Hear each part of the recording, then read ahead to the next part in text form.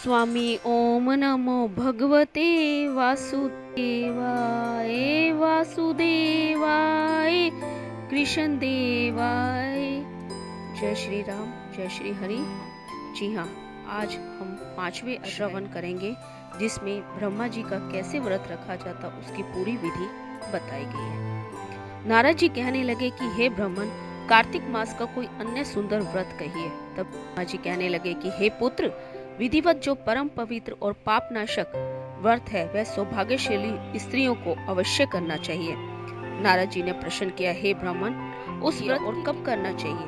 तब ब्रह्मा जी ने कहा कि हे पुत्र, तुम्हारे स्नेहवश यह अति गुप्त कार्तिक मास का व्रत कहता हूँ, तुम सावधान होकर सुनो।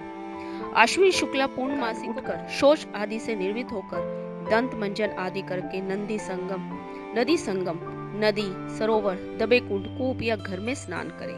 व्रत के एक दिन पहले से सिर धोए और व्रत वाले दिन विधि पूर्वक स्नान करके पवित्र मन से विधाता का स्मरण करें तथा व्रत का संकल्प करे और ये कहे कि हे जगत के कर्ता, आप मेरे पति की रक्षा कीजिए, मेरे संतान की वृद्धि करिए। मंत्र पढ़ के सूर्य को प्रणाम करें और सुंदर वस्त्र और आभूषण आदि को धारण करें। दिन के समय भोजन ना करे, ना ही जल पीवे, अर्थात भजनादि में 7 दिन बिता देवे। ब्रह्मा जी कहने लगे कि हे पुत्र, सायकाल को हमारा पूजन चांदी के पात्र में दूध डालकर करे।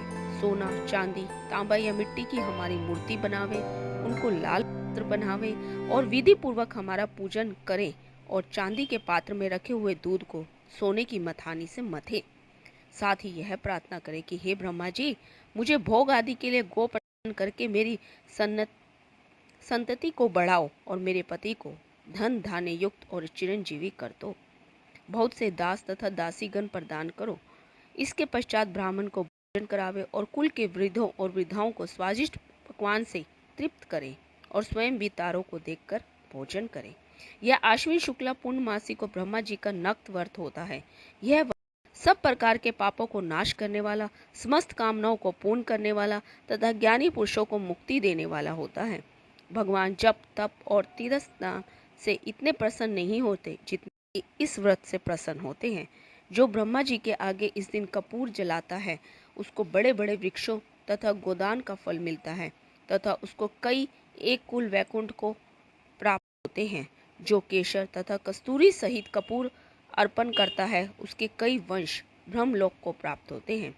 जो स्त्री इस दिन वस्त्र का दान करती है वह कपड़े के सूत्र के तारों की संख्या के बराबर करोड़ वर्ष तक बैकुंठ में वास करती है।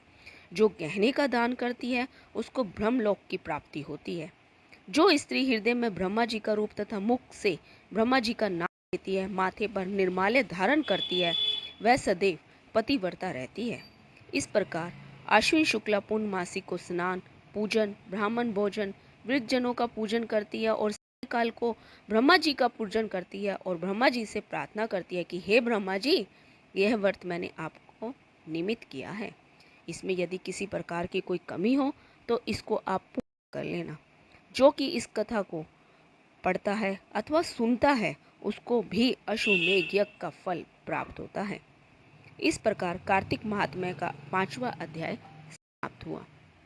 कल हम 6ठे अध्याय का श्रवण करेंगे। मेरे इस चैनल को लाइक जरूर कीजिए और जो लोगों तक ये वाली स्टोरी और ये वाली कथा अवश्य शेयर कीजिए। जय श्री राधे, जय श्री हरि।